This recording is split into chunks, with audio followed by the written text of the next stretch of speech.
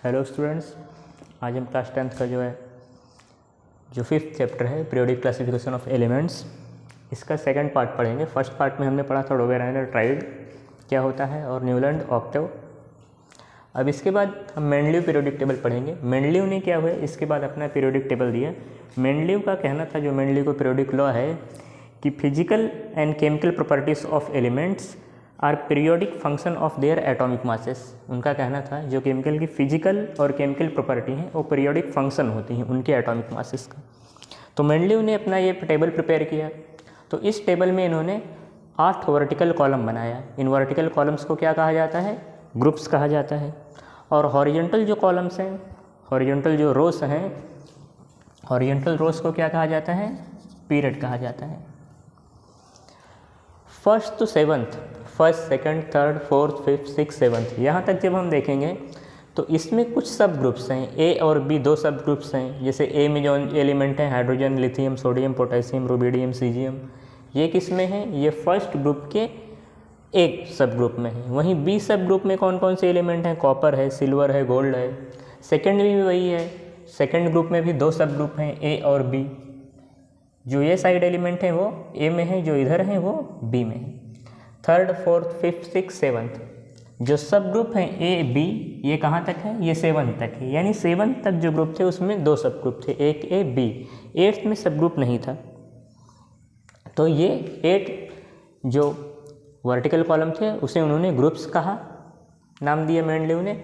और 7th तक उन्होंने जो से ग्रुप 7 थे वहाँ तक 2 सब ग्रुप भी थे, ए और बी 2 सब ग्रुप थे। मेंडलीव का कहना था कि जो एलिमेंट्स हैं उनकी प्रॉपर्टीज़ एक सिमिलर इंटरवल के बाद क्या होती हैं? रिपीट होती हैं। For example hydrogen. अब हाइड्रोजन के बाद एक सिमिलर इंटरवल हम देखें तो 1 2 3 4 5 6 7, इसके बाद 8 लिथियम। यानी हाइड्रोजन की प्रॉपर्टी लिथियम से क्या होती है? मैच होती है। यानी जो प्रॉपर्टी है क्या हो रही है? रिपीट हो रही है। फिर प्रॉपर्टी लिथियम के बाद फिर सोडियम में फिर वही रिपीट होती है, फिर पोटेशियम में फिर वही रिपीट होती है।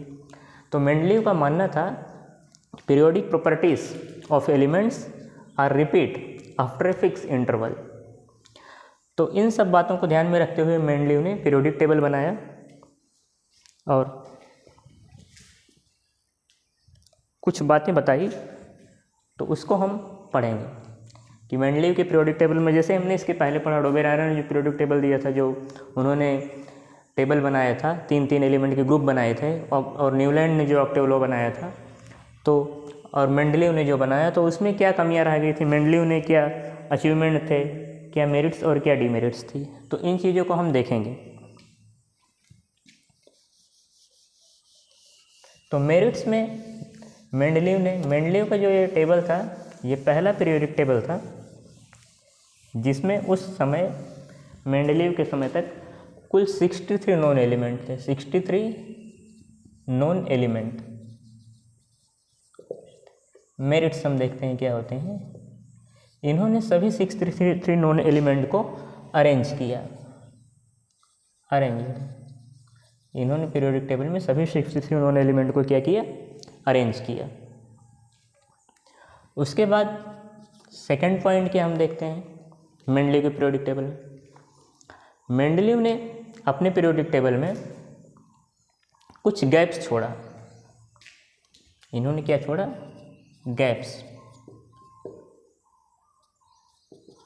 फॉर दोज एलिमेंट्स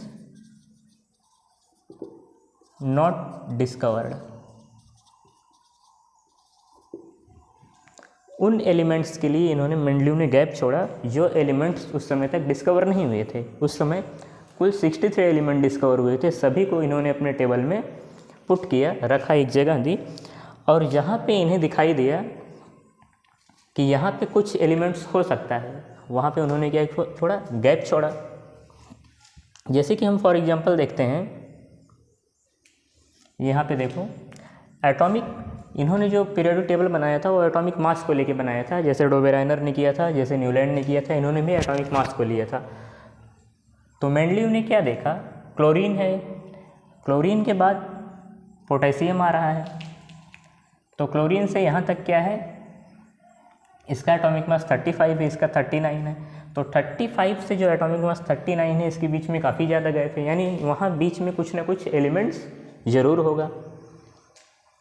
और बाकी कुछ एलिमेंट्स थे जिसका इन्होंने प्रेडिक्शन भी किया, जैसे कि एका बोरान, एका एल्युमिनियम,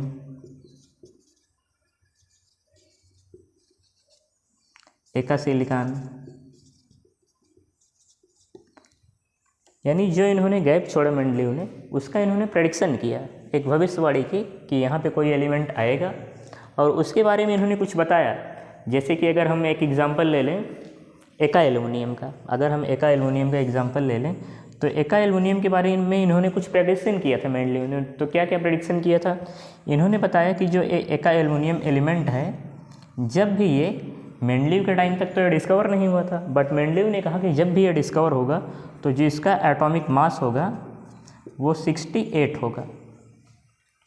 इसका जो फॉर्मूला ऑक्साइड के साथ होगा वो क्या होगा? E2O3 होगा। और क्लोराइड के साथ अगर ये फार्मूला रिएक्शन करेगा तो इसका जो फार्मूला होगा वो ECl3 होगा। तो ये क्या था, इन्होंने प्रेडिक्शन किया था मेंडलीव ने। ये मेंडलीव ने क्या किया? प्रेडिक्ट किया। प्रेडिक्ट यानी भविष्यवाणी की। और जब रियल में जब एलिमेंट डिस्कवर हुआ तो एका एल्युमिनियम की जगह हमें कौन सा एलिमेंट मिला? एका एल्युमिनियम की जगह हमें गैलियम, एल्युमिनियम है, एका एल्युमिनियम जो इन्होंने अरेंज किया, प्रेडिक्ट किया था, यानी एका एल्युमिनियम तो हमें पता नहीं था उस समय, इन्होंने प्रेडिक्शन किया, उसके लिए खाली स्पेस छोड़ा और कि ये नाम हो सकता है। तो एलिमेंट जो मिला वो गैलियम मिला। प्रॉपर्टीज़ क्या थी इसकी? जो इसका रियल एटॉमिक मास था वो कितना था? 69.7, यानी अप्रॉक्सीमेटली 68 के आसपास था। ऑक्साइड के साथ जब ये रिएक्शन करता था तो ये सेम, ये इनका सही था, Ga2O3। क्लोराइड के साथ रिएक्शन करता था तो GaCl3 बनाता था, यानी ये प्रेडिक्शन इनका क्या था? मेंडलीव का सही था। तो ये सब क्या थे? मेरिट्स थे मेंडलीव पीरियोडिक टेबल के। इसके बाद और क्या मेरिट्स थे? कुछ एलिमेंट्स जिनका एटॉमिक मास जो है, जो मेंडलीव अरेंजमेंट कर रहे थे एलिमेंट्स को, तो ये एटॉमिक मास के लेके अरेंज कर रहे थे। तो कुछ एलिमेंट्स थे जिनके एटॉमिक मास गलत कैलकुलेट हुए थे, तो इन्होंने क्या किया? उसको करेक्ट किया। इन्होंने कैलकुलेशन करके बताया कि इनका जो एटॉमिक मास है ये गलत कैलकुलेट हुआ है। तो हम थर्ड क्या लिख सकते हैं? करेक्टेड। इन्होंने क्या किया? Corrected the atomic mass of some elements.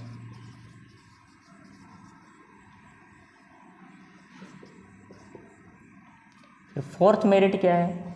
Fourth merit ये है कि मेंडलीव ने जब पीरियोडिक टेबल बनाया था उस समय तक कोई भी नोबल गैसेस नहीं डिस्कवर हुई थी, तो इन्होंने एक जीरोथ ग्रुप बनाया है। He made a zeroth group for noble gases, यानी कि जो इनर्ट गैसेस हैं, जो इनर्ट गैसेस आज की डेट में हैं, उसके लिए इन्होंने जीरोथ ग्रुप बनाया। इनका कहना था कि कुछ एलिमेंट्स हैं जो इस ग्रुप में आएंगे जो नॉन रिएक्टिव होते हैं। नोबल गैसेस यानी क्या है? Non reactive. Non reactive elements के लिए इन्होंने जीरोथ ग्रुप बनाया। तो ये सब मेरिट्स थे मेंडलीव के पीरियोडिक टेबल के। तो हमने क्या क्या पढ़ा मेंडलीव के पीरियोडिक टेबल में? फर्स्ट तो इनके टाइम तक 63 जो भी एलिमेंट्स डिस्कवर हुए थे सबको इन्होंने increasing order of atomic mass arrange किया। उसमें एक दो एक्सेप्शन है। एक्सेप्शन क्या थे जो इन्होंने एटॉमिक मास पे नहीं अरेंज किया था? जैसे यहाँ से हम देखेंगे सिल्वर, कैडमियम 17, 112, 14, 18, 21, 27, 26। तो यहाँ हम क्या देख ले रहे हैं? टेलिरियम। टेलिरियम कहाँ है? टेलिरियम 6th के ए सब ग्रुप में है और 5th जो 5th पीरियड है उसके सेकंड सीरीज में। टेलिरियम और इंडियम कहाँ है? इंडियम 7th के ए सब ग्रुप में है और 5th के सेकंड सीरीज में है। तो जैसे हम लेफ़्ट टू राइट जा रहे हैं तो हम देख रहे हैं यहाँ एटॉमिक मास कितना है 107.87 है, यहाँ 112.4 है, उसके बाद इंडियम में 114.84, आगे हम जाएंगे 118.69, 121.75, उसके बाद 127। तो यहाँ तक तो इंक्रीज हो रहा है, टेलेरियम तक तो इंक्रीज हो रहा है, बट सडनली आयोडीन में क्या हुआ है, डिक्रीज हुआ है। तो ऐसा इन्होंने क्यों पुट किया, इन्होंने प्रॉपर्टीज़ को देख के पुट किया, क्योंकि फ्लोरीन, क्लोरीन, ब्रोमीन, आयोडीन इनकी प्रॉपर्टीज़ लगभग सिमिलर हैं, सभी क्या है नॉन मेटल्स हैं, और एटॉमिक नंबर क्या है सबका, सॉरी जो वैलेंसी है सबकी क्या है 1 है। तो वैलेंसी को और हैलोजन की प्रॉपर्टी शो करते हैं, प्रॉपर्टीज़ को देखते हुए इन्होंने यहाँ पे पुट किया। तो यानी कुछ एलिमेंट्स थे जो एटॉमिक मास के इंक्रीजिंग ऑर्डर में जो इन्होंने किया था उसको नहीं फॉलो कर रहे थे, ये कुछ एक्सेप्शन थे। सेकंड इन्होंने क्या किया, फर्स्ट तो इनकी मेरिट थी 63 सभी एलिमेंट को इन्होंने अरेंज किया।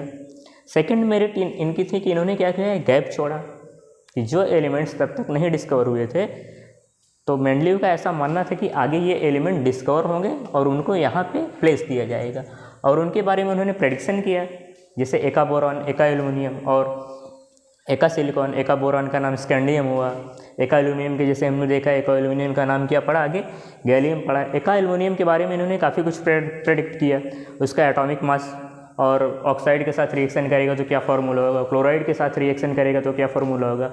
और जब एलिमेंट की डिस्कवरी हुई और रियल वैल्यू सामने आई तो सारी चीज़ें प्रेडिक्शन के लगभग सही पाई गई। थर्ड क्या था कि कुछ एलिमेंट्स थे जिसके एटॉमिक मास करेक्ट नहीं थे, उसको इन्होंने क्या किया, करेक्ट किया। फोर्थ मेरिट क्या थी कि इन्होंने एक जीरो ग्रुप बनाया, किसके लिए, नॉन रिएक्टिव एलिमेंट के लिए। जैसे जो जीरोथ ग्रुप में एलिमेंट कौन कौन से आते हैं, हीलियम हुआ, नियॉन हुआ, आर्गॉन हुआ, क्रिप्टॉन हुआ, जेनॉन, रेडॉन। तो ये सब जीरोथ ग्रुप में जो एलिमेंट्स हैं नॉन रिएक्टिव हैं, तो इसके लिए इन्होंने एक अलग से ग्रुप बनाया। तो ये सब क्या थे, ये सारी मेरिट्स थे मेंडलीव के पीरियोडिक टेबल की। इसके बाद अब हम देखेंगे कि मेंडलीव के पीरियोडिक टेबल जो इन्होंने बनाया था इसमें कमियां क्या रह गई।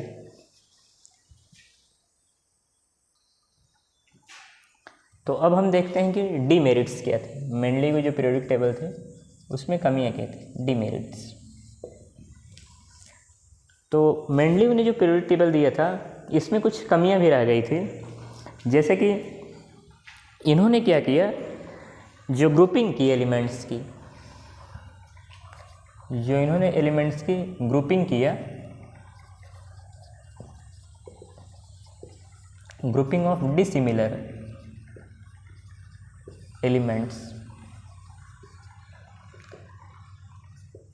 इन ए ग्रुप, इन्होंने एक ही ग्रुप में कुछ एलिमेंट्स को रख दिया जिसकी प्रॉपर्टीज़ क्या थी, सिमिलर नहीं थी।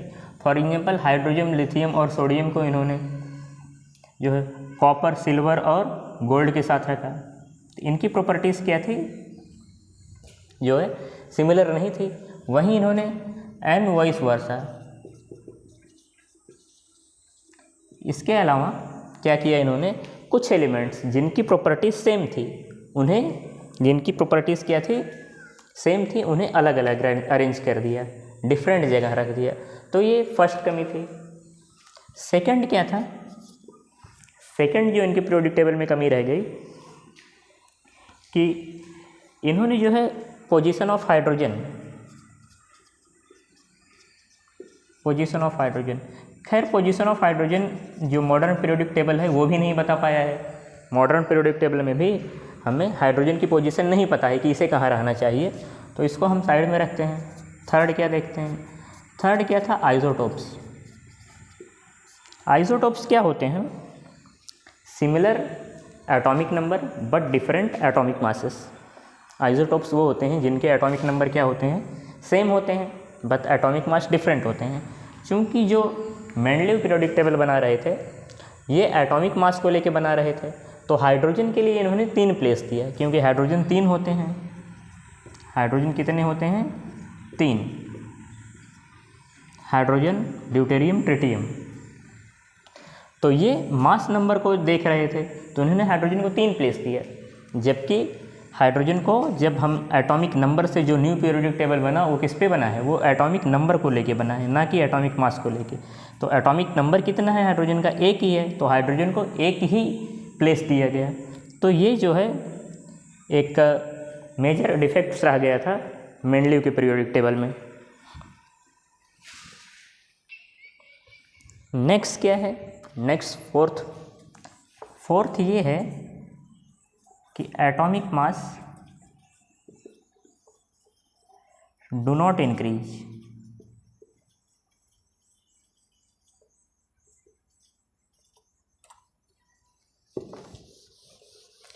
एटॉमिक मास जो है रेगुलर इंक्रीज नहीं करते हैं।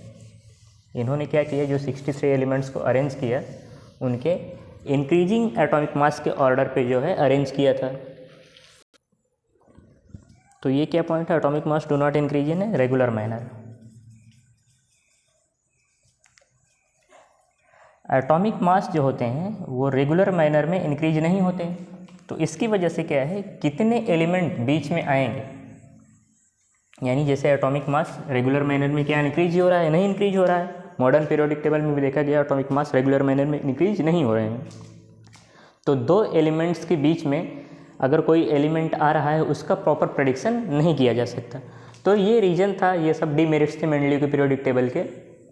वैसे भी मेंडलीव पीरियोडिक टेबल इसके पहले जितनी पीरियोडिक टेबल आए थे उसमें से एक मोस्ट एप्रोप्रिएट पीरियोडिक टेबल था, क्योंकि जो मॉडर्न पीरियोडिक टेबल जो फ़िलहाल हम यूज करते हैं उसको जब मोस्ले ने बनाया तो मेंडलीव पीरियोडिक टेबल के आधार पर ही बनाया। सिर्फ उसमें नया क्या यूज किया गया कि मॉडर्न पीरियोडिक टेबल जो है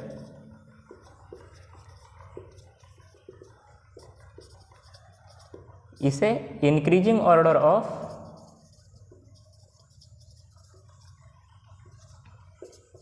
एटॉमिक नंबर के बेस पे बनाया गया है। जो मॉडर्न पीरियोडिक टेबल हमारा बना है वो किस पे बना है, increasing order of atomic number के बेस पे बना है।